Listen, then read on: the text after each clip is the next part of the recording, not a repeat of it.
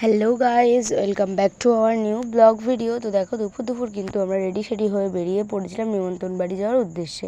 আরে দাঁড়াও তোমাদের তো বলাই হয়নি আমি কোথায় যাচ্ছি। আমাদের একটা রিলেটিভসের বাড়ি মনসা পুজোর ইনভিটেশন ছিল, তো আমরা সেখানেই যাচ্ছি। ফাইনালি আমরা কিন্তু চলেও এসেছিলাম, আর এসে কিন্তু ফার্স্টে দেখে নিয়েছিলাম মাকে। তো তারপর দেখে একটু বসেছিলাম, তারপর কিন্তু খেয়ে নিয়েছিলাম ফল প্রসাদ। তারপর সবার সাথে একটু কথাবার্তা বলে আমরা সোজা চলে এসেছিলাম খাবার টেবিলে।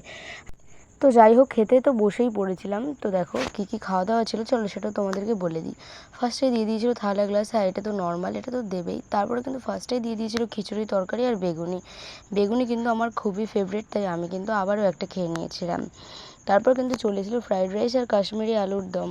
আর আলুর সাইজটা দেখেছো তো গাইস, বেশ বড়ই ছিল কিন্তু, আর খেতেও কিন্তু টেস্টি ছিল।